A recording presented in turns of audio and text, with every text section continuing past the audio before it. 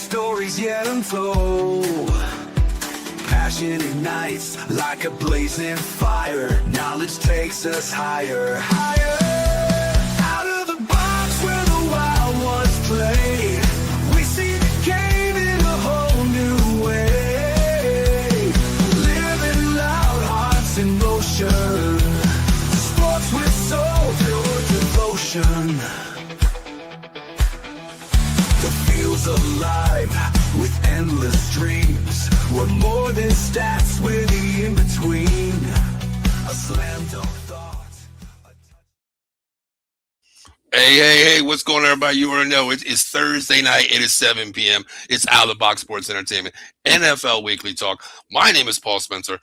That is not Dan Prather. That is Dan Connor. That is Eddie Prather joining me again. Eddie, how you doing, brother? I'm doing good. I'm a little bit happy for the Giants fans that they might finally have found their coach since their first real legit coach since Tom Coughlin. Yeah, I mean, hey, they got a head coach now. Now we're just waiting to see, the OC who it's going to be. But congratulations, Giants. You got a established head coach, a veteran in the NFL. 18 years. Harbaugh's been a coach. So it's a great, or 9 or something like that. I forgot what it was, but great, hiring there. But real quick before we start the show, I do want to give my prayers out to my host, Eddie, who's with me now. Thank you for hopping on.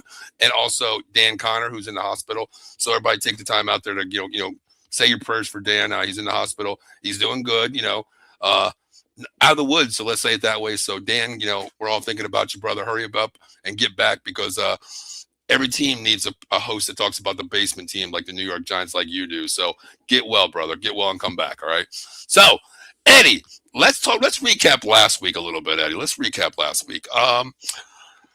Let's save the good game for last. Let's save that Niners game for last. How about we talk about this Rams-Panthers game?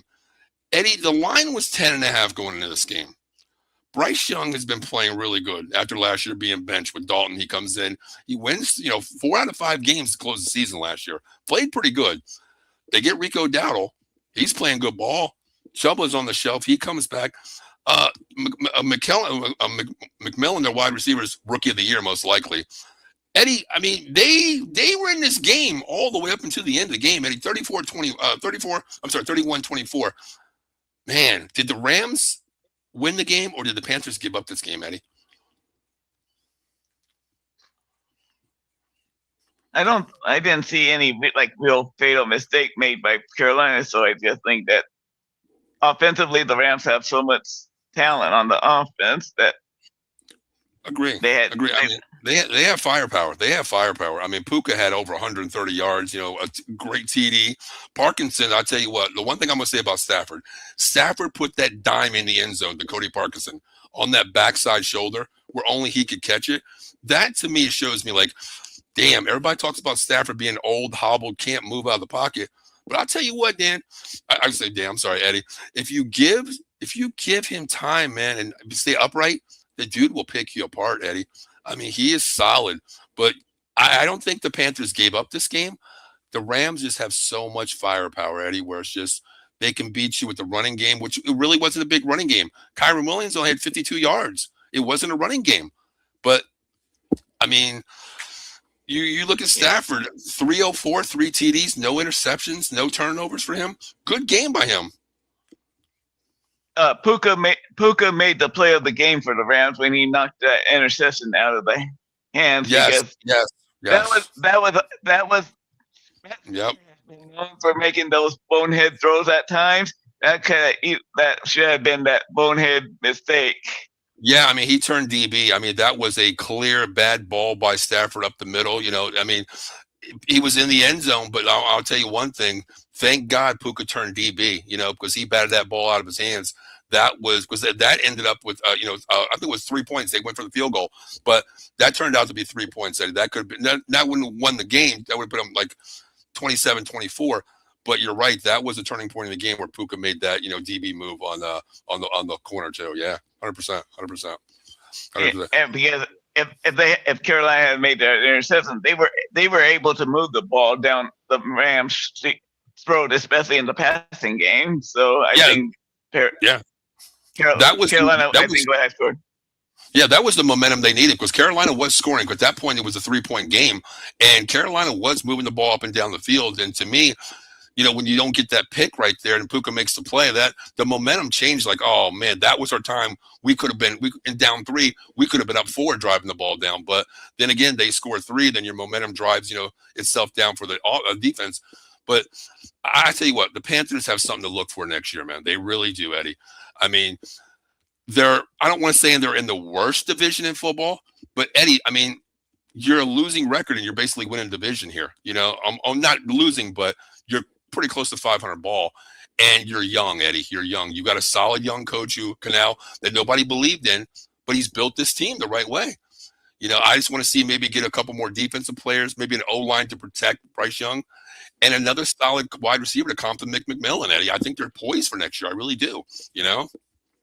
I think they're in a lot better shape than the team that choked away the division, the Tampa Bay Buccaneers.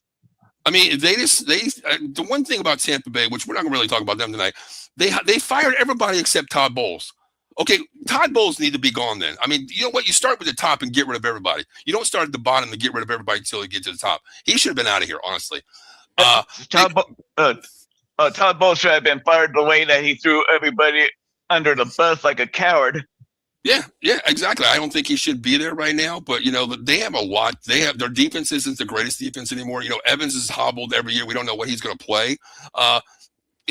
And Jigba's Buki is their number 1 wide receiver in my eyes, but they have a solid running game. But Eddie, I think they need to build on that offensive line because the running game with that 3-headed dragon they have, they should be running the ball a lot more to take pressure off of Baker Mayfield to third, fourth quarter. He don't have to win the game. All he has to do is manage the game with that lead with the running game, Eddie. But the defense isn't the same anymore either, But let's go on to another game. Let's talk about this Bills game, man. I was lucky enough on my bet. I took the Bills outright because everybody hates Josh Allen. But I'll tell you one thing, Eddie. The man went in the phone booth and he put on a cape. He put on the Superman cape that game. Bad elbow, bad foot, a concussion possibly, still came in the game, Eddie, and put the team on his back. 100%. This guy is legit. I think he is. Fourth quarter, Eddie, you give me the ball, inside the red zone, you give me him 4 downs, you give me Josh Allen because I think he's going to run it 3 out of the 4 times. I really do. If you put Josh Allen on any of these other playoff teams that are left or any of the playoff teams, they would be a better team with Josh Allen than what they have currently at quarterback, except maybe not the Patriots because I think May's a hell of a quarterback, but the other teams in the playoffs would be especially the Eagles. If the Eagles had Josh Allen, well, Eddie, that's 100% correct. What I always say is I look at stats, but I look at stats on a team because you're 100% right with what you said right there. Jalen Hurts had his best year when the RPO was there. Run the ball first, set up the play action with RPO, look downfield. He doesn't run the ball right now. You put Josh Allen on that team, Eddie, you have to have a linebacker spy 100% the entire game on him because he's a running back in the backfield. That takes so much away from what other teams can to compensate on defensively on you. I agree. Josh Allen, you put certain players on certain teams, you talk about Super Bowl victories. Well, you know what? I think a lot of these teams, if a lot of teams have Patrick Mahomes, okay? And the thing with Josh Allen, these weapons that he has, they're BC rated wide. They're BC wide receivers, Eddie. There's no Shakir is their number 1 wide receiver. You go out and get Keon Coleman. He's on a milk carton, Eddie. He's about to be traded. Yeah, they got they got lots of C-level wide receivers. Exactly. No, I mean they're receivers that complement a team, but Eddie, I mean you don't have a wide receiver that you can go. That's Eddie Prather right there. He's dominant. There is no dominant wide receiver on a team. They're more tight end heavy than anything with Kincaid and Knox. That's what Josh Allen looks for. But the wide receivers aren't there. But this game here, I thought the Jags would put up a little bit more. Their defense was solid, Eddie, but Buffalo just gashed them. Take what they give you. Nothing big downfield. Just take what they give you, move the sticks. Bills 27-24. I mean, the way I look at this, I mean, Lawrence had a good game, but the 2 turnovers that he had, Eddie, the 2 picks were bad. I mean, 207 in the air wasn't great. 3 TDs, 2 interceptions, but man, I don't know. They were costly, Eddie. That to me, that second interception was not bad. Was not a bad throw by Allen. The Buffalo defensive back just made a nice play just to get his hand there. That was a tip ball. That was a tip ball, right? Yeah. That wasn't one on him. Yeah, I get that. But I mean, it is what it is. Bills move on. Let's talk about this game really quick here. I know you want to. We'll talk about the Eagles-Niners game. To me, the game of the night, man. I mean, Eddie, when you're down 19 points, 15 points going into the fourth quarter, the Packers 27, the Bears 31. Eddie, what is it like? Talk about cardiac kids, Eddie. I mean, what happened? Did the Packers? Well, did the Packers give up the game, or did the Bears win the game? Put it that way. Also, Ben Johnson's lucky that there was a more incompetent head coach on the other side in that game, because in the first half we saw probably a very Dan Campbell-like stupidity in the first half called by Ben Johnson. Talk about like having big balls in a playoff moment. You know, I'm thinking like I'm yelling at my TV. I'm like, I think I put it in the group chat, or I think I did. I was like, damn, Ben Johnson is flexing his. I put on Facebook or our account where I said Dan Campbell. Wow. Yeah, I was like, man, I'm watching Dan Campbell coach these Chicago Bears. Oh wait, no, that's Ben Johnson. What the hell? You're right. Those calls, Eddie. I mean, I get analytics, Eddie, and I get trusting your team, but brother, at your 30-yard line in the beginning of the game, what in the hell are you doing? What the hell are you doing? You're lucky. LaFleur made some stupid tale of two halves mistakes, I'll tell you that. You know, up 15 points going into the fourth quarter. The Bears, give him credit, Eddie. I mean, God, Caleb Williams, man, 361 yards for a guy that we didn't think that could read a team and throw the ball downfield. But when playoffs happen and backyard football happen, Caleb Williams is your quarterback, Eddie. The dude can scramble. The dude can keep it alive. What do you think? I still can't believe that the Packers defensive coordinator is getting any interviews for a head coaching job, because I don't care. I don't care if Micah's out. Green Bay's defense has been letting them down pretty much all season in key moments. Yeah, that's true. I don't know how he's getting a head coaching nod, you know, interviews. Maybe we talked about a couple of nights ago. Maybe it is the Rooney Rule. We don't know what it is. But if it's to me, I'm not taking a chance on a guy that you gave up a 15-point lead in less than 13 minutes. I'm not having that, you know, when you shut him down first 3 quarters. I don't want that, DC. But the other thing is, Eddie, I mean, we did that live draft show, which we do every year. We talked about Tyler Warren being this nasty number 1 tight end, universal guy. And then we laughed at it and we questioned this, Eddie, on night of the draft. We said, what in the hell are they taking Colston Loveland for? What in the hell? They passed on Tyler Warren. Eddie, Colston Loveland. Oh, my God. Talk about player. This dude's dropped 2 balls all season. Eddie, 147 yards, 2 TDs this week, or 1 TD this week. Amazing. This guy is nasty. He fits the mold of this team, Eddie. He's good. He's good. I'm starting to think maybe he's used that playing at Michigan. He's used to that kind of weather that they have to play in Chicago. But Eddie, I mean, Tyler Warren plays up in nasty cold weather up here. You know, he's only 45 minutes. Happy Valley, he's only 45 minutes from me, and it's cold up here. Eddie, it's 19 degrees right now. You know, so he's played in that condition. But I just don't know what it is. Loveland is just that guy where you look at his numbers, Eddie, and I always say compare numbers, compare teams. But Loveland fits this team as the number. Well, I don't want to say number 1 wide receiver. He's a tight end, but you're stacked with wide receivers on his team either way. But his numbers put up against Warren, Eddie, they're almost double. They're almost double for every category. 2 drop balls all season, and 1 was a legit catch, but he dropped it. This kid is legit, and he puts this team on his back too. He's blocking. He's getting downfield. He never exits the field, Eddie. If you're a DB coming at me, he's lowering his helmet, taking it to you. He wants that extra yard. That's the way he is. But the Bears, man. I mean, congratulations, Bears. But let's get into the other game here. Let's talk about this Eagles-Niners game before we jump into this week. Well, I know we're happy being Cowboys fans. You know, you're sitting on the big comfy couch, as we said last night on our show, Cowboys Weekly. But, man, Eddie, can we talk about Robert Saleh and this freaking defense, man? Okay. A bunch of injured 5, 6, 7 linebacker depth chart, 2, 3, and 4 cornerbacks. Then number 2 goes out of the game. 5 has to step in. No Greenlaw. No. This defense is like depleted, Eddie. Saleh handled this defense so well.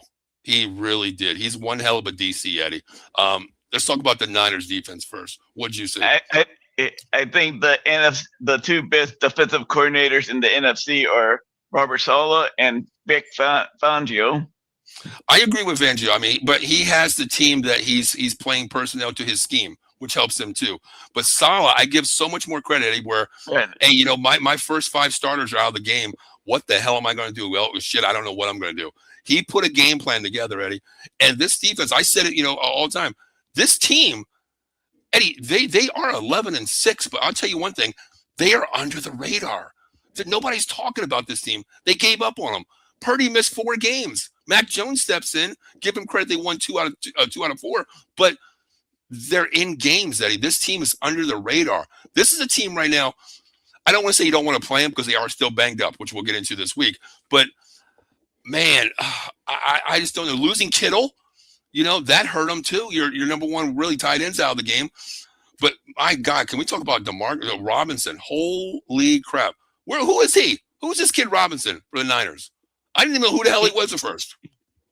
He made Mitchell look really silly on that first drive of the game. Yeah, on the first drive, I mean, he had 2 bad reads there. He was all over him, but then they switched it up. You know, Fangio, give him credit, and Quinyon Mitchell too. He recovered, but still, they went with the hot hand. And the biggest name, Eddie, that I'll tell you about for the Niners that game. Okay, you take Pearsall didn't play. You take away other wide receivers. You take away Robinson, neutralize him a little bit. Not take him away, but then you bring your fullback in, a Cusack, who made 4 first downs. I'm talking legit first out of the backfield. And this guy is just like an army knife, Eddie. I mean, fullback is a fossil in the NFL right now. But you know what? Shanahan said, hey, you're going to blitz me. You're going to take away those guys. Hey, I got a guy called Cusack right here. He's going to come out of the backfield, catch for 10 yards, move the sticks. And he's another guy. He ain't lowering it. He's going to lower his helmet and run over your ass. That he ain't run out of bounds. That's what this team is built on. It's amazing. Yeah, the last of the great fullbacks. Yeah, I mean, God, I thought I was watching Daryl Johnston out there, Moose. You know, I thought I was watching him out there, but you know, he wasn't the greatest pass catcher out of the backfield. But I'll tell you what, he'll take a helmet to the helmet for Emmitt Smith, his running back. And the crazy thing is, this is what surprised me in the game. McCaffrey only had 46 yards rushing the ball, which was very surprising to me. The Eagles' front 4 is good. The front 7's good. They took away that. It wasn't a big, a big game there. Purdy had 262, but Hurts only had 168, 1 TD. But let's talk about the Eagles' offense, Eddie. That last drive, we talked about it last night. I'll let you start, because if I start, Eddie, I'm not going to shut up. So you talk about this Eagles offense right now. Why did they lose this game? I know why. Tell me. Their offensive coordinator was an abomination to offensive coaching, and Jalen Hurts showed no heart. Would you really say that he showed no heart, though? If the way that it sounds like that, he hasn't wanted to run as much as he did last year. So I think he's kind of gone soft like Cam Newton when Cam Newton failed to go for the fumble. Well, you know what? I mean, I see it both ways. Like I said last night, I've coached many of years, and I've had a great offense. A quarterback that can throw lights out 300 yards a game. Next year, he can't throw 10 yards down the field. Another quarterback that we replace. But you change your offense to what your team suits you best with. To me, I kind of agree with you. He went soft. But the thing is this: you're the captain of the team. You're the QB. You're the franchise tone setter. You're the face of the program. To me, we know the downfall. The offense can't move the ball. Well, go back and watch some film here. Go back and, sit with Petula, sit with Sirianni, and sit there, closed door meeting with just you three. What the hell's the issue here? I need to run the ball, Petula. I need to run the ball. We don't need you to run the ball. We don't want you to get hurt. You're our franchise. I don't care. We got to win. We can't win without me running. To me, a leader goes in there and says, I got to run the damn ball. We're better when I run the ball. It opens up the RPO. A spy comes down. We're playing 5-on-5 football with one linebacker being chipped out as a spy. You have to do that. You have to at least run the ball one time in a damn first set, Eddie. Because you know what? If you don't run the ball, Eddie's not going to run the ball. I don't have to spy him. I'm not worried about him at all. I'm not going to worry about him. Because to me, it's just the offense. It's the offense. I know who would have run the ball? Josh freaking Allen. He would have been like a honey badger. He wouldn't give a damn what the coach would say. Eddie, getting into that right there, what you just said, Josh Allen. We talked about this last night on the show, and I said to you, fourth and 11. First of all, you had three shots, 4 shots, and you minus the yard on the last drive there. The last set of downs. To me, it was 4th and 11. Josh Allen at quarterback. I don't give a damn. First of all, Saquon Barkley didn't chip the running linebacker. He didn't get out there. It was 6 versus 4 on the offensive line, Eddie. To me, you're down 2 people right there. So right there, they have 7 DBs controlling 4 running backs, 4 wide receivers, minus Barkley, correct? So they have the advantage. To me, you know damn well if a wide receiver's not open, we know Josh Allen is that gunslinger, that crazy mentality. I'm going to either get it or not. Screw it. I'm going for it. He's lowering his damn helmet, and he's going north and south one way to get the first down. He's going to put his body on the line, Eddie, because I can't say he would get it. I can't say Hurts would get it. But, Eddie, why throw in the triple damn coverage? Why? Number one. First of all, you should have the go route to A.J. Brown. Next, you should have thrown the go route to the high point ball out there, Devontae Smith, that catches anything. Throw 10 feet up in the air. The guy's going to go get it. Take a chance. But you're throwing the triple coverage? And then Barkley doesn't even lean the line of scrimmage. He touches the linebacker and stays. A communication team and a well-led team, Eddie, that running back is getting out in space. And then you know what? Josh Allen is following James Cook into the end zone. That's what they would have done. He would have put the team on his back. Jalen Hurts did not do it. That's the only downfall I have for Jalen Hurts. Really do. That throw there, that was a rookie mistake by a veteran quarterback. Yeah. I mean, Eddie, I'm not an Eagles fan. You know that. But it burns me when I see fundamental football not being played. Number one, Saquon Barkley was a running back in the backfield. They're in a gun, set gun to the right. He comes out. He chips the offensive lineman. First they show blitz, 7-guy blitz. They back out, 4 come. They have 5 down linemen, Eddie. 5 down linemen, 4 versus 5. Why is Barkley on the line of scrimmage still looking? What the hell are you doing, number one? Get out in the open field. Even if you're a decoy. Get out 4 yards, 5 yards, swing to the sideline. That takes away that linebacker. Now you're in double coverage. But none of this was happening. I got pissed off screaming at the TV about it. I really did. It bothered me. It really did, Eddie. And the other thing is the Eagles are so damn predictable, Eddie. Double guns both sides. The only difference is the last play on 4th and 11, they sent A.J. Brown in motion. They're so predictable. It's easy. Like a DC, I don't understand why DC can't coach against this team. I really don't. I get frustrated. Foster says just called Bears and Rams. Hope Dan's in the hospital. Hopefully he's getting back tomorrow. So, just continue prayers for our guy out there. Even though he's a Giants fan, don't hold him against him. Okay. But he's good. Hope he's doing good. And Foster, thanks for tuning in, brother. We're going to talk about the Bears game coming up here in a little bit. So I want to hear your talk on that one too. But Eddie, man, let's get into this week, Eddie. Let's get into this week. How about that? Before I just Jalen Hurts, we see this year and the year, not last year, but the year before, if things are not perfect for Jalen Hurts, they struggle. He struggles. Eddie, real quick, my final thing on the Philadelphia Eagles and Jalen Hurts. We watch so much college football, Eddie. Okay, here's my thing. You were a product of the system in Alabama. You had the elite team, offense, defense. I mean, I probably could have thrown for at least 200 yards with that offensive line, the running backs that they had, the wide receivers. It was elite. It's the NFL's farm squad back then when Hurts was there. Yeah, I get Tua took your spot. You came in. You did what you had to do. You transfer. You go to Oklahoma. But the thing was, Eddie, a run and shoot. You have 5 plays. It's like a Mike Leach offense. It's not hard, Eddie. You just look down, tunnel vision, throw the ball to CeeDee Lamb. You throw it out to Hollywood Brown. You get the ball out quick. Very simple. You never made an audible at the line of scrimmage. Has Jalen Hurts really ever called an audible at the line of scrimmage, Eddie, in his career? No, he hasn't. What does he rely on? RPO, good team around him. You put another quarterback on his team, average. You put Dak Prescott on his team. He's looking 1, 2, 3, finding the ball downfield. He might not run, but at least he looks at his progressions. Hurts doesn't do that, Eddie. He does not do that. He doesn't. So I don't know about that team. I mean, hey, you know what? Welcome to the comfy couch that we call the NFC East couch that Eddie and I have been on there for damn near 30 years. So welcome to the couch this year. But let's get into this week, Eddie. Here's a great game, man. Saturday opens it up. Buffalo. Wow, versus the number 1 seed Denver Broncos, Mile High Stadium here. Bo Nix, second year, Sean Payton-led team. Defense is flying. Defense is like the no-fly zone.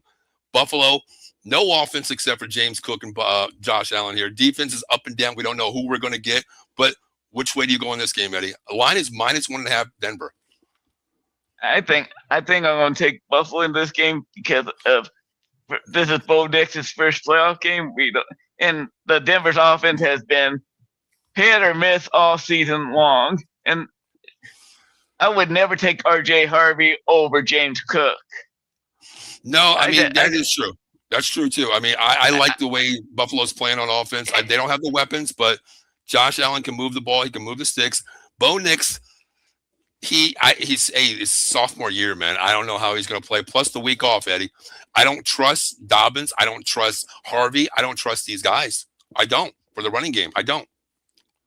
The Denver's defense has like Jacksonville moved the ball on Denver's defense. Well, Eddie, you look at how many games they won on the last drive or by special teams. You know, they've won games late. But if you get ahead on them, Denver's not the team, Eddie, that can play from behind and score fast on you. They find a way to win in the fourth quarter. Bo Nix, I give him credit. Last drives of the game, he's won a couple games by moving the ball downfield. You know, week 16, he got downfield, got in field goal range, got the field goal. I give you credit.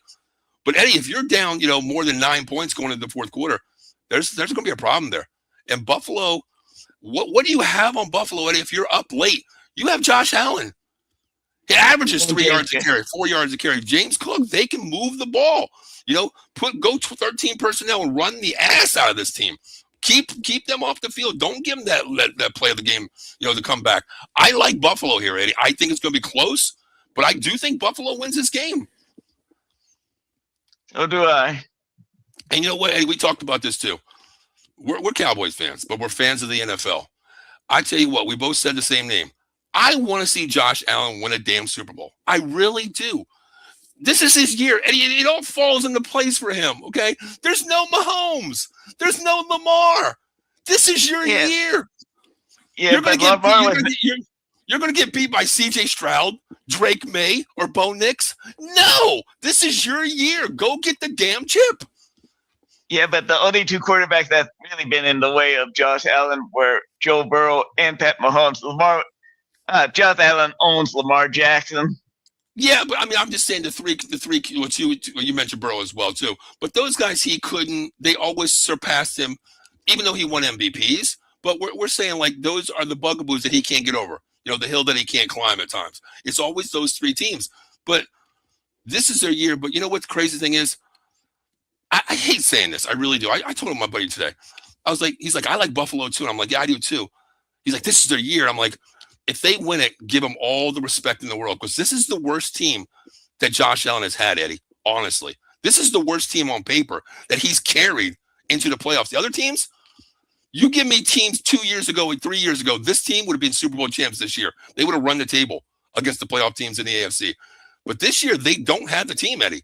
There's more respect on Josh Allen's back. If I had a vote for NFL MVP, Josh Allen would be a 2-time MVP just because, to me, like Matt Stafford has so many weapons around him on the offensive side. You give Josh Allen, Kyron Williams, Puka, Adams, come on, and he'd be in that tight end. Come on. You know, like, are you serious? His numbers he wouldn't have to run the ball, Eddie, but he would run the ball when he needs to. That's what I mean by putting a player on another team to look at the numbers based on where he is at right now. Dak Prescott, look at his numbers, 4,500 yards this year. Comeback yards, Eddie. We played from behind. The numbers are going to be good. Stacked offense, Eddie. Stacked offense, you know? Yeah. Think about the only those quarterback.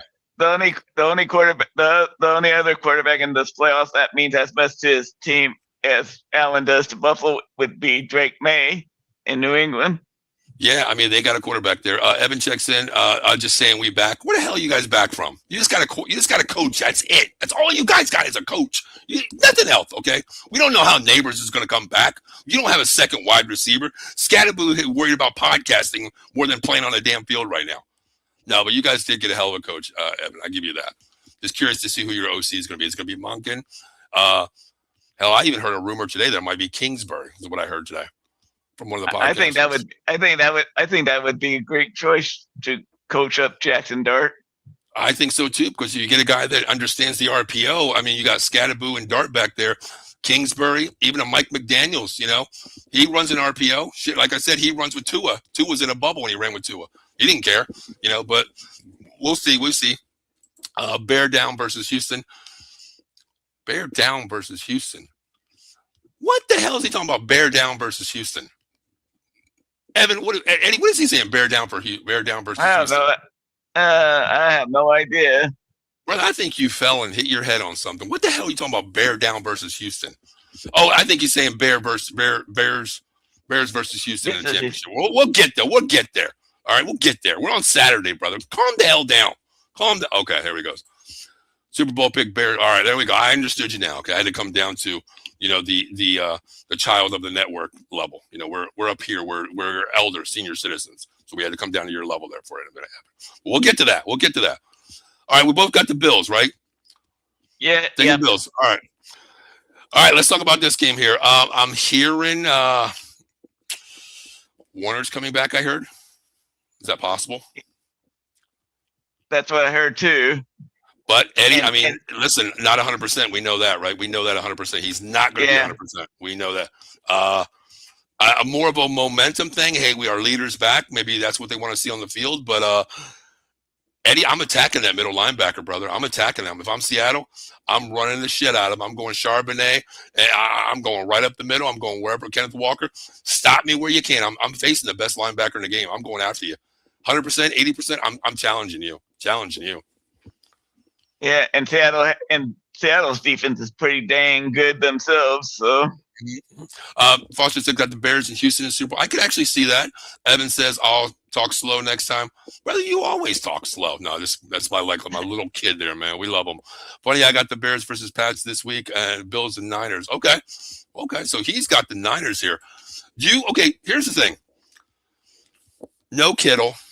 Persall might be back. I heard he's questionable. I don't know. They kept him out last week just in case.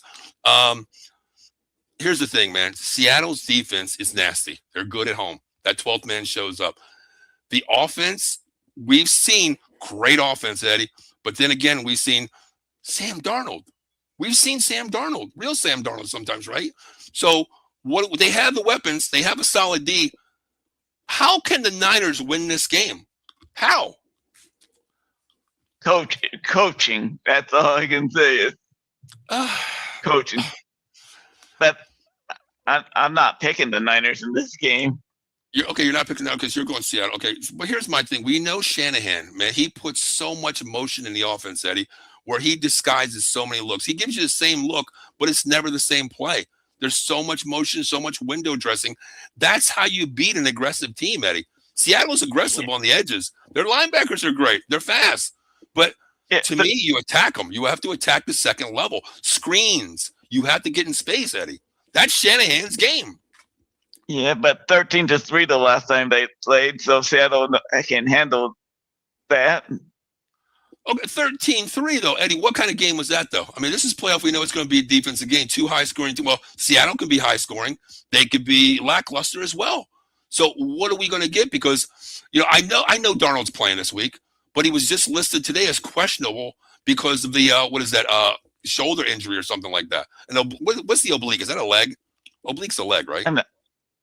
I thought it was like the shoulder area, or somewhere Okay, I on don't the know. I arm.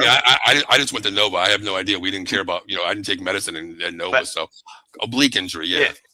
yeah, but I believe what I agree with what Seattle should do is they have those two running backs run the ball on the Niners deep and banged up defense.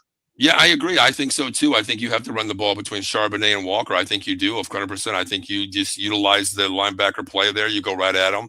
I think it could be a close game. I really want to see the Niners win this, man, because I believe in Salah's defense. I mean, yeah, you're getting back, I don't know though. I don't know if he's going to be 100%, 80%. Is it more of a mojo feeling? Hey, look who's next to me. He's back. The best linebacker in the game. He's here. But I just don't know. But to me, Seattle has weapons, man. I mean, they can get the ball downfield. Good running game, solid offensive line, solid defense as well. It's just Darnold has to protect that ball, Eddie. He has to protect that ball. Any bonehead mistake, 6-point, 7-point game, that's a swing, Eddie. That's a swing right there. I think it comes down to turnovers. Who doesn't turn the ball over, that game there? I think that's who they win. Evan says San Francisco running a big man high week 18 loss didn't phase them. I'm going San Francisco. Evan, I could see that too. I really could, because it's earlier in the show. I said, Eddie, to me, San Francisco is the under the radar team for this year. Nobody gave him a chance. Purdy was out 4 games. Mac Jones comes in. Their defense is, who's playing this week? We don't know. They've been banged up all year. McCaffrey hasn't been the same. McCaffrey is an anytime touchdown every week. He hasn't been doing that. Last week, 46 yards, Eddie, against the Eagles. They find ways to win. I can agree with Evan. They could win, but it's going to be an uphill battle with this team. They do. Congratulations, man. Foster says, I'm drinking a glass of Chardonnay. See, that's what I mean. There's some big boys, man. When he came out of UCLA, Eddie, we say, this boy is going to be a bruiser. Teamed up with Kenneth Walker, that's a thunder punch. That's not lightning, that's thunder. And that takes away from a defensive line. Tongues who the Bears release will cover Kittle and CC. I'm saying it's more of a guy feeling. Hawks D is awesome. I agree. And I think you take away CMC, Eddie. You make Purdy beat you with these young wide receivers. Purcell, a Robinson. You don't think they're looking at film on Robinson because nobody knew who the hell this dude was? They're looking at film. Seattle won't lose the game because of lack of coaching, because McDonald is a hell of a coach. Yeah, I agree. And here's my thing to Foster real quick. Why the hell would you get rid of Tongues? That dude is insane at tight end. I love him. I think he is a solid number 2, possibly starter number 1. I know you guys got Loveland, which we talked about in the beginning of the show. My God, we said the Bears were idiots of the year for taking Colston Loveland over Tyler Warren. But my God, 2 drop balls all year. This guy's good, but Tongues is good too, man. I mean, you lose Kittle, but man, you got Tongues out there. He was playing lights out too, though. He's good too, Eddie. So what kind of score do you have on this game, man? I'm curious to the score. I think it's going to be similar to their last game, like a third. It's going to be like a 13-3, 13-6, maybe 17. It's going to be a fairly low scoring game. It's going to be. So you're thinking Seattle? Seattle don't even get to the end zone. You're thinking Seattle just gets field goals. I think Seattle's going to run the ball and control the clock. Well, I'm sorry. I meant Niners. You don't think the Niners are going to score? You think the Niners are going to get field goals all game? Yes, I just don't think. I think it helped last week that the Niners that they had a much better coaching staff than what the Eagles have, especially on the offensive side. The Eagles' offensive coaching staff was so inept that wasn't even funny. Okay, I do get that point. I give Seattle's offensive coordinator a lot more credit than I give Petula.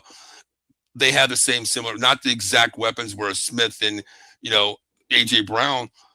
But you know what? Kenneth Walker and Charbonnet equal Saquon Barkley to me. It's a two-headed beast out there. One gets tired, one's a third down back. Next set, you come in with Charbonnet starting over Kenneth Walker. I get that. But I think it all falls down to I don't believe in the San Francisco D-line. I don't think they get to Darnold. I really don't. I think it's going to be a drop-back game where I said Darnold has to control the ball. He has to take what the defense gives you. Don't look for the home run play. They take, 5-yard gain. Take the 5-yard. Go 2nd and 5. Hit it quick. Get it out there. Don't take the deep shot unless it's there guaranteed. Because if Darnold turns the ball over, that momentum for the San Francisco Niners defense can turn a switch in a second. They can keep you in the games, Eddie. They can. But it's all going to come down to, can the Niners score against this defense? I don't know. I got it 21-17. I'm going to go 21-17 Seahawks. I think the Seahawks do win the game, but I think it's not going to be a 13-3 game this time. I just can't see it. But let's talk about a game that could be 3-0 this Sunday. Let's go to this game. God, the Texans defense, Eddie. Oh, my God. I mean, we're talking 85 Bears. We're talking, Miami Hurricanes old school defense combined in one unit here. This is what this team is. Houston, down to rights in the beginning of the season, they ain't making the playoffs. They're not even winning the division. They're not even wild card material. Eddie, this team is ready to go. Facing the Patriots, solid on defense too. Probably one of the best franchise quarterbacks in the next 10 years, Drake May. How do you see this game? This is a test for Drake May. I trust Drake May a lot more than I trust C.J. Stroud. If C.J. Stroud turns the ball over 3 times like he did last week, the Patriots are going to kill Houston. Houston's lucky. Yeah, Houston's lucky that the Steelers didn't have the offensive power to take advantage of the 3 turnovers. Yeah, I get that. They were lucky that they were playing the Steelers last week. I get that. 30-6 game. I get that. 3 turnovers, bad ball. You're going to lose. I don't care if you turn the ball one time. Your odds in the playoffs are going to be a loss. I get that. 3 turnovers, there's no way you should win this game, especially 30-6. 30-6, there's no way, Eddie, that you're winning that game. Thank God you're playing Pittsburgh, number 1. But you look at the Patriots' schedule this year, Eddie. They played 4 teams with winning records. That's it. 4 teams. That's all they played. That's it. Texans are proven. Yeah, I get C.J. Stroud, Eddie. I get that point. But, man, I tell you what, Eddie, this is going to be a field possession battle. Management of the field here. It's going to be one on the line of scrimmage because this Texans defense, you can pick one guy, you can pick the 11th guy. This team is stout. They're elite on defense. They fly. 11 hats on one ball. But to me, can Drake May be that poised guy, Eddie, to stand back in the pocket and make the right reads, the right audible calls when you got Anderson Jr. breathing down your neck on your blind side, Eddie? He's going to feel the pressure. And if they get to him early, I know it's his second year, Eddie. I still call it a real rookie year for him under real coaching, but he's going to feel it, Eddie. It's going to show you what Drake May is this week. It really is. I have not seen Drake May get rattled yet. This is not a Sam Darnold situation, that's for sure. I know he's not going to see ghosts. I know he's not going to see ghosts. I get that, Eddie. I know he's not going to see ghosts. I know that. Okay, I know that. Evan says Texans defense. Yeah, he says. Evan says Texans defense series playing like rapid pit bulls. I got the Texans by 10. Wow. I get they're playing like pit bulls. I do get that, but you look on the other side of the ball here. Woody Marks. He ain't the number 1 running back in the NFL. He ain't nothing.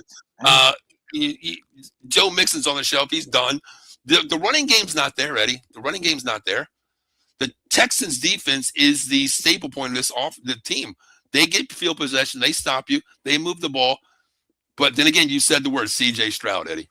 Yeah. New England has 3 major advantages over Houston: the quarterback, the hit. Mike Vrabel's the better head coach, and they're at home. And that cold weather, Houston's a dome team. Well, Eddie, okay, I'll stop you right there. We talked about this last week on Thursday night when we seen a game that weekend, Monday night. Eddie, I live 60 minutes from Askew Stadium, Heinz Field, correct me, but Askew Stadium is what it's called. Eddie, 18 degrees. Yeah, I get Texans playing in a dome, but Eddie, I went out and took a piss in the backyard. My piss froze. That's how cold it was. Texans, their defense didn't miss a beat, Eddie. They played ball in the cold. They played ball in the cold, Eddie. Yeah, but the offense sure didn't. 30 points, though, Eddie. That's a lot in the playoffs. Because of the defense. But Eddie, you still got to score. You get the ball, you got to score, right? You still got to put it in the end zone, right? So I give him credit there. I give him credit, right? You have to, Eddie. You have to. Yep. Come on. More like 24, 23 points if you don't take away the last touchdown was that interception. Yeah, that is Oh, true. the heck?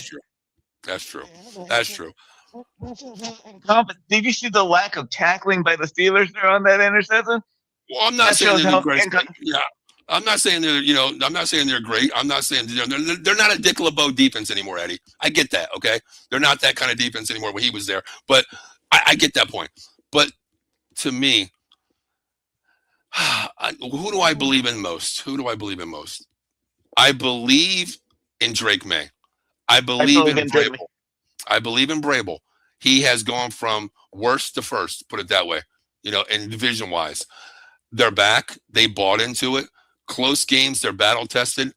But Eddie, they haven't played superior opponents. But all I'm saying is the 5 guys that'll win this game for the New England Patriots is that offensive line, Eddie. They have to control it and give time because, listen, you got a good running game. You got Henderson. You got Stevenson. They're good friends of the running game. You got to get out there, open space up for them. And to me, if I'm Vrabel, who's the head coach? Daniels, right? He's the head coach, right? Josh McDaniels, right? OC, right? To me, I'm attacking their more superior guys. I'm going right after Will Anderson. I'm going right after them.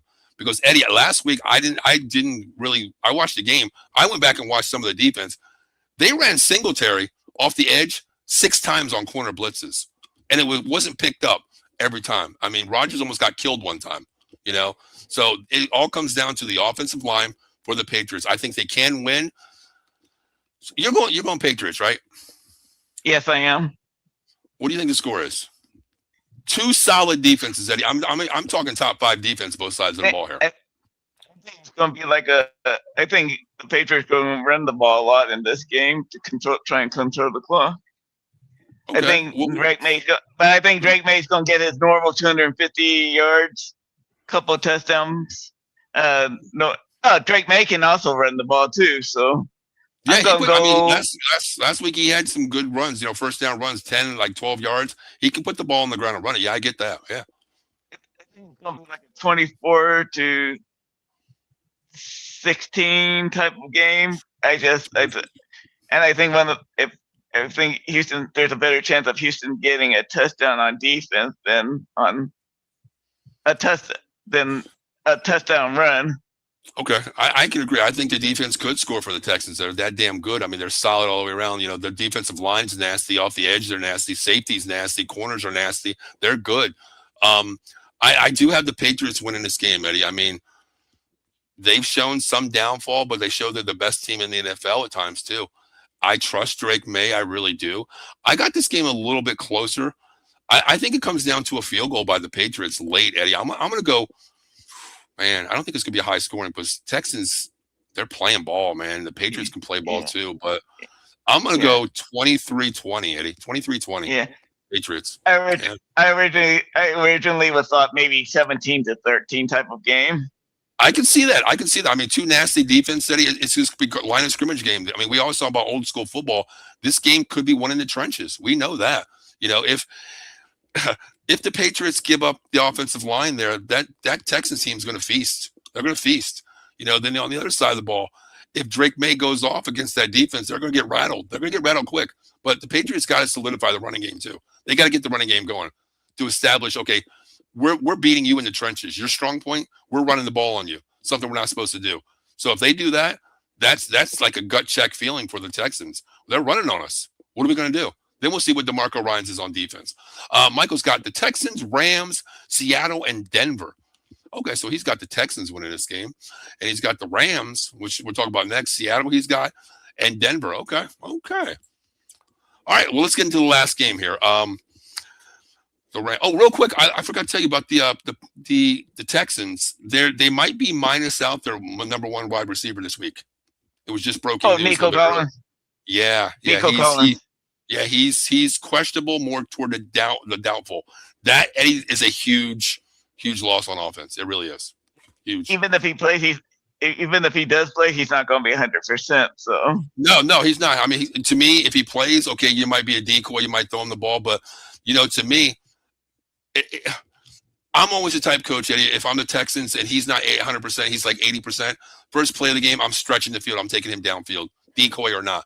I want the other team to say, okay, he's running the ball. He's really running the ball outside, taking go routes. I don't want him to be a decoy, because if they show he's a decoy on the first couple plays, it could be like, well, we don't have to put a safety on top. We don't have to worry about him, because a lot of his yards are in the middle, Eddie, like slant routes, mid-level routes. That's Nico Collins. That's Nico.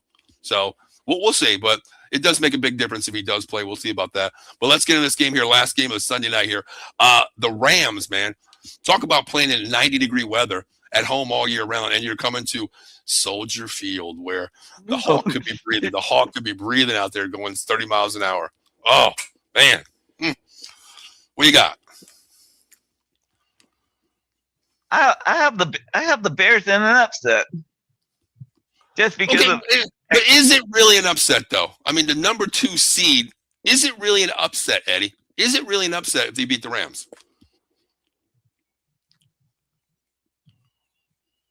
If you look at the rosters, look at what the Rams have on offense and what the Bears have on offense, I don't think anyone would take the Bears offense if you go by what's on paper over the Rams power, what the Rams have on offense.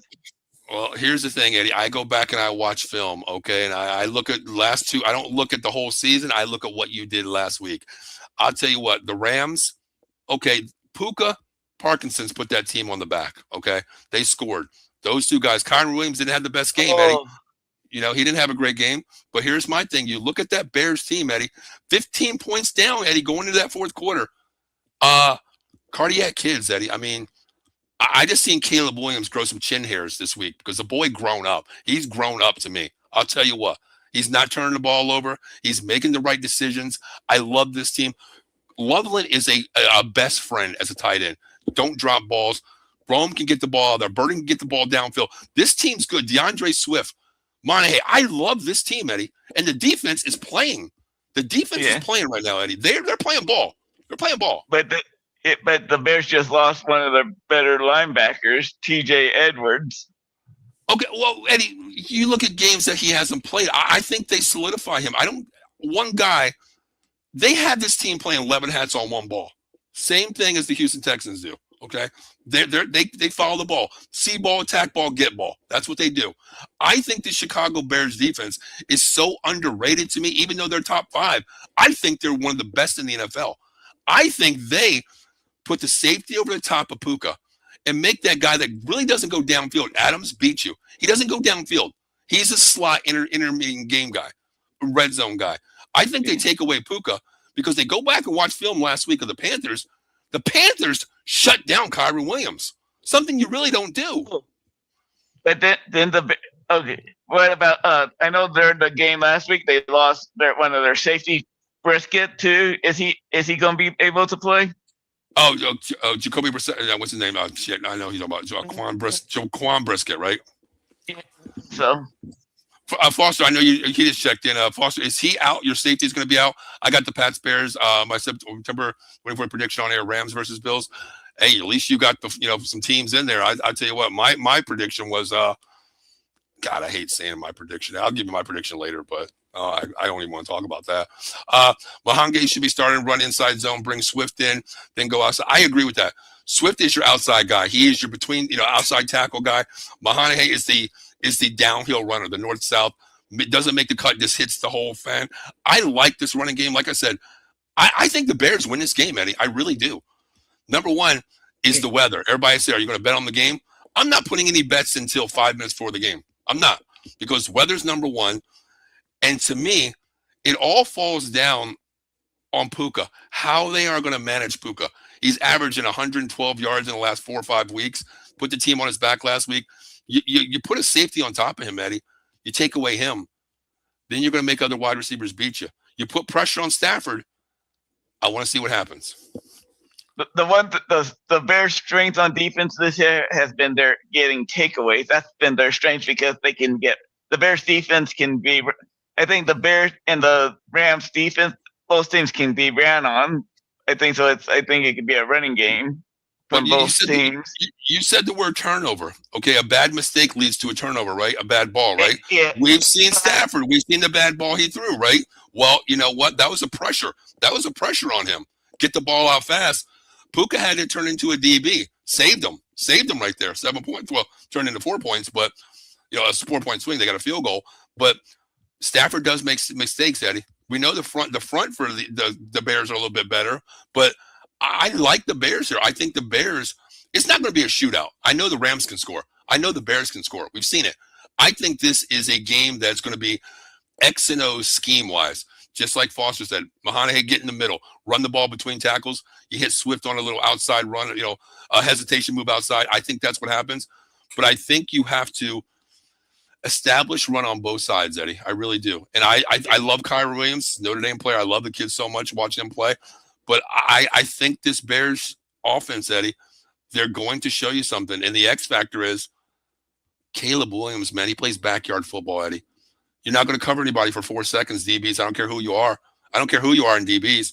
Caleb Williams can extend plays, Eddie. And when you're a wide receiver, you extend plays, they get open. And that's Caleb Williams, Chicago Bear football.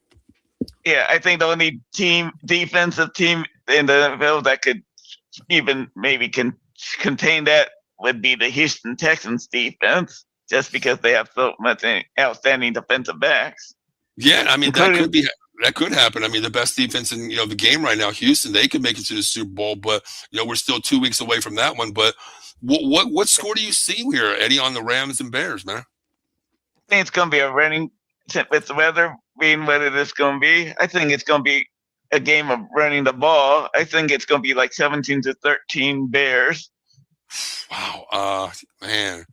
See, the thing is, I don't see the Bears coming back like a 15-point swing here. I don't see that again.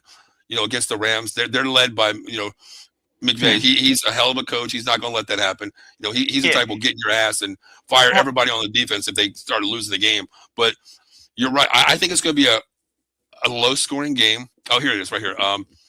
Foster says we lost LB1, Edwards, and Trapilo Best out for the season, so left tackle's out. That's huge on that blind side, number one. But then again, when you have a quarterback like Caleb Williams, Eddie, that spin move, the maneuverability that he has, it is a downfall losing your left tackle. I get that, but you do have Caleb Williams where I'm seeing Oklahoma Caleb Williams. I'm seeing USC Caleb Williams extend plays, which is helpful. It really is. But Eddie, who has the better running game, Eddie? Kyron Williams versus Monahan and Swift. I think it's pretty even. Really? Okay. Oh man, what was your score again? You said what? 17-13 or something? 13. Yeah, 17-13. Oh, the Bears just better hope that Ben Johnson doesn't pull another Dan Campbell. That could come back and bite him in the behind this time. I don't think he can make it. The Canadian Eagles that run blocking. Who is that? What was that guy's name that plays left tackle for you now, Foster? What is his name? I forgot what his name was. I forgot what the hell his name was, honestly. But hey, Paul. Go ahead. Paul, do you agree that if Ben Johnson pulled the stupid stunt that he pulled last week, that it would probably bite him in the butt this time because he's going against a competent head coach instead of Matt LaFleur? No, there he is, Theo Bennett. Thank you so much. Thank you, Foster. I appreciate that. For some reason, I was calling. I forgot I knew it started with a B. I couldn't remember his name. Foster, what's your take on that, real quick? Because I know you're still listening. Here's the thing: you're playing against the Rams, who is a solid coach, like you said, McVay, who's not going to make mistakes out there.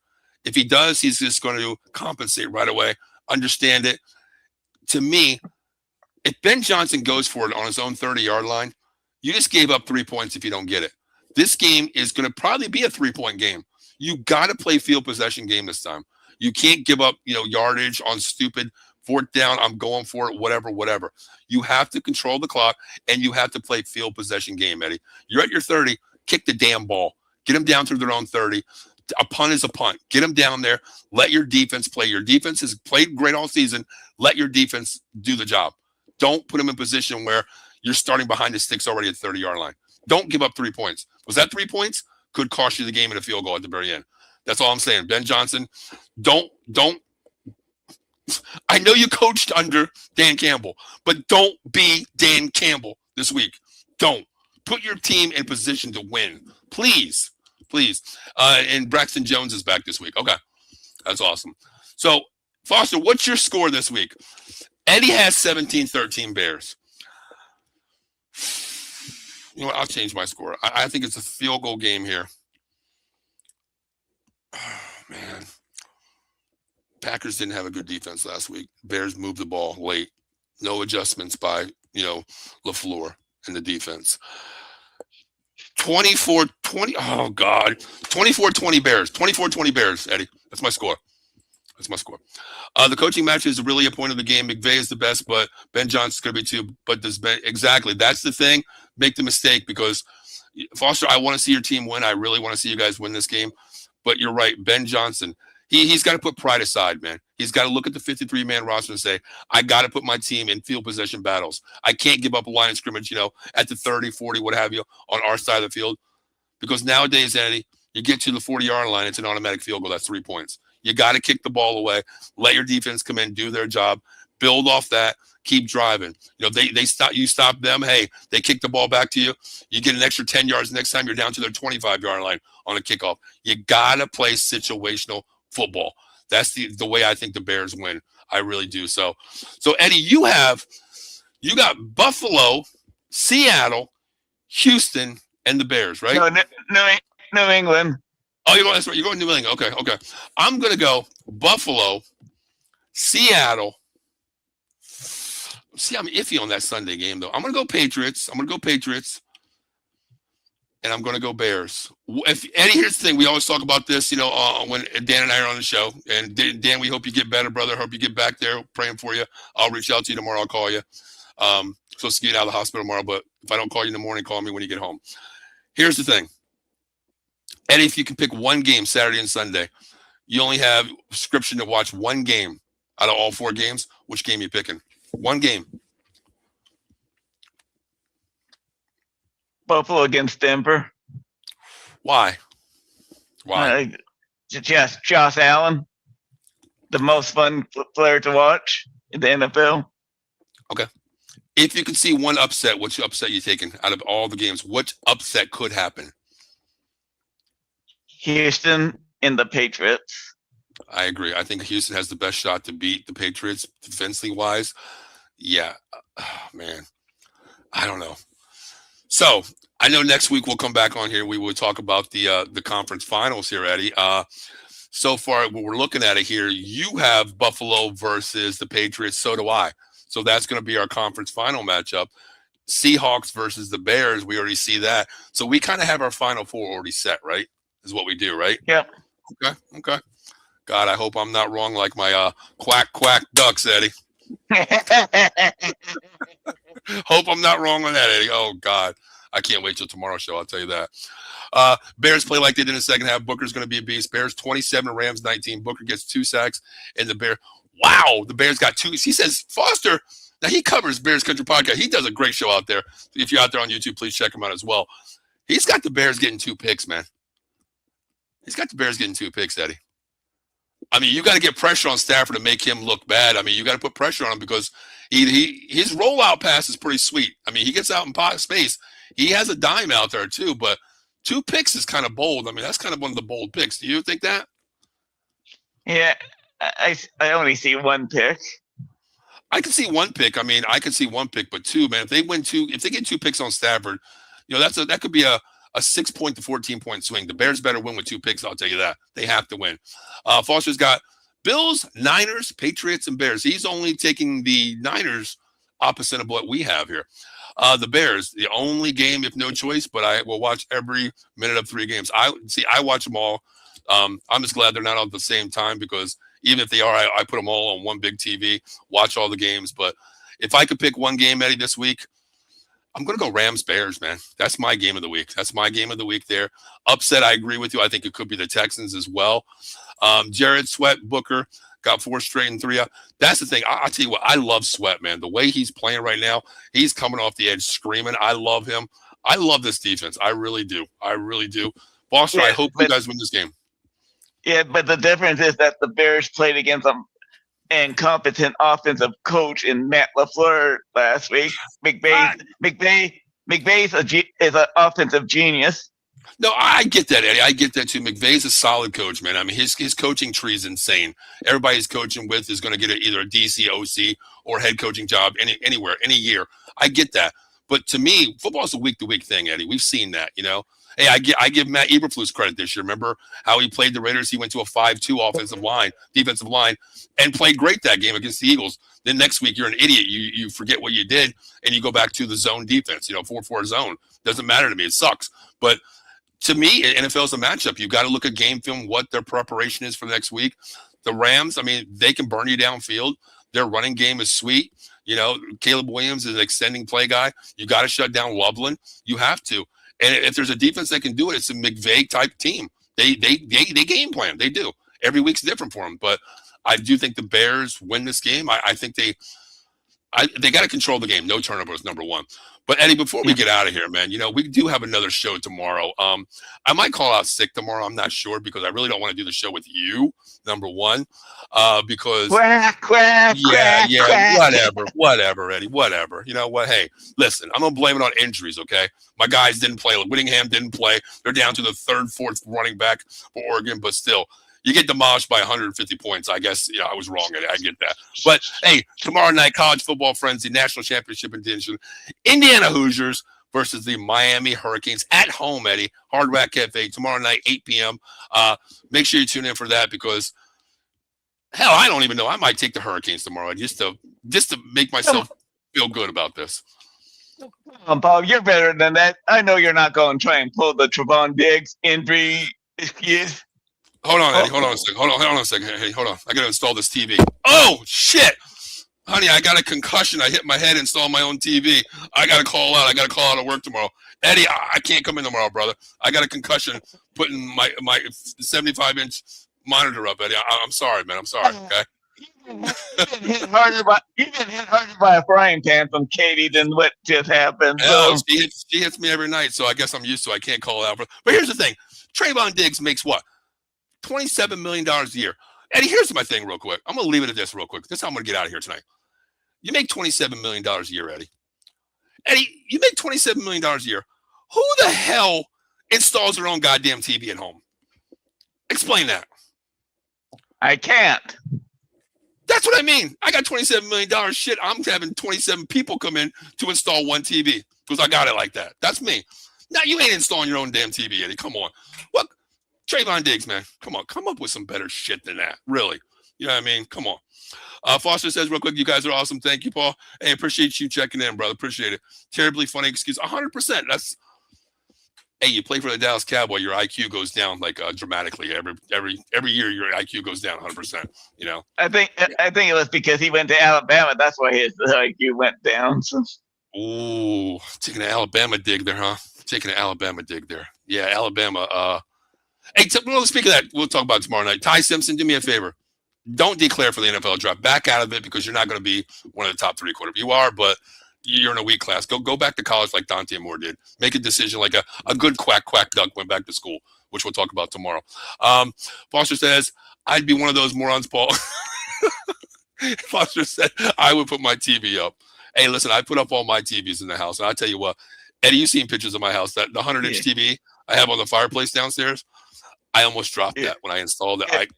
100-inch TV. I couldn't do it this way. I had to hold it this way. And it's right above my fireplace, and I mounted it. I'm putting it up. I'm screaming, hold the damn thing. Hold the damn thing. I almost dropped it. And that TV was like $3,300. I was like, oh, my God. But I don't have the money to do anything like that. I don't have the money. The difference between you and Trevon Diggs is $27 million. Yeah, I mean, $27 million. That's $27 million more than I have, Eddie, per year. You know what I mean? I don't have 27. I'm 54, and I don't have a million. You know what I mean? I don't have $1 million, Eddie. So you're damn right I'm going to do it myself. I guess I just called Diggs a moron. Hey, welcome to the club. We've been saying it all year. An idiot. An idiot is calling an idiot when you see it. Call it. Yep. So, Eddie, we'll be back tomorrow night, 8 p.m. And also, prayers out to our guy Dan, the co-host of the show as well. Hopefully he recovers pretty fast and have him back on the show tomorrow, next week. Hopefully there, guys. Feel better, Dan. Yep, I know. I rebuilt my brother's 10-year-old water here before I came on here. Holy shit! Really? You rebuilt it? Oh my God. See, I'm not that handy. I know certain things I will not touch. The one thing I will not touch is electrical. I don't care if I have one penny to my name and it costs $1. I'm paying $1 to have somebody install it because I do not touch electrical. I was fried with my ex-wife's father-in-law. He came over and he told me to do a ceiling fan because he said I was a PUSSY for not doing it. So I was like, okay, fine, I'll do it. Went up there. I was like, we need to turn off the circuit breaker. He's like, no, just turn off the switch. So I'm like, okay, whatever. I'm sweating like crazy. And I was like 30 years old when I did this. I turned the switch off. I climb up there. I'm hooking on. He's like, just don't touch that wire with this wire. I'm like, okay. I put the wire cap on there. I put the electrical tape on there. The next one I'm about to touch, he fucking grabs my leg, Eddie. He grabs my fucking leg, okay? I fall off the ladder. I'm so scared. I didn't get shocked. I fell off the ladder because I was so scared. Ever since that day, I've never touched electrical. Ever. No way. Exactly. Thank you, Foster. That's right. Always flip the damn brick. I don't care if everybody loses power on the whole street, the block, the whole township. Turn the damn circuit off. 100%. I agree. All right, Eddie, we're going to get out of here, man. We'll be on tomorrow night because I don't know if I got to come up with a good excuse not to show up tomorrow night, but we'll see if I show up tomorrow night to talk about my Oregon Ducks getting their ass kicked by God. I don't even want to talk about it. But we'll be on tomorrow night, College Football Frenzy, 8 p.m. Talk about the national championship game on Monday night coming up. But thank you for tuning in, everybody. We appreciate you. Make sure you follow Out of the Box Sports Entertainment. Great shows out there. And also, if you want to join the podcast, let us know, man. Join our team. If you're interested in hosting a show, sports or entertainment related, reach out to me personally. We're one of the hosts. My email's right there, Paul Spencer 215 iCloud, or it's on my the Facebook there. My phone number. Reach out to me, message me. Reach out to one of the hosts. We'll get you started. We want something where we can talk about everything. Eddie's looking. I'll tell you what. Eddie's looking for a host for NASCAR. He wants to talk some NASCAR. I know that, right, Eddie? Yep. He wants to talk NASCAR. Hell, I want to talk about some ping pong. Anybody want to talk ping pong? Hit me up. I'll talk about anything. I'll watch it all. We'll talk about it. So my name is Paul. That is Eddie. That is Dan in the hospital. Get well, Dan. We'll see you next week. Until then, guys, hope your team wins. And we'll see you next Thursday night at 7 p.m. again on NFL Weekly Talk. Until then, have a great weekend, everybody.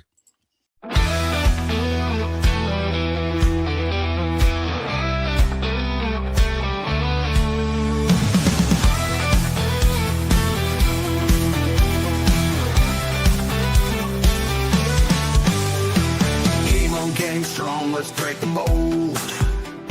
Chasing the stories yet unfold. Passion ignites like a blazing fire. Knowledge takes us higher. Out of the box where the wild ones play. We see the game in a whole new way. Living loud, hearts in motion. Sports with soul, pure devotion.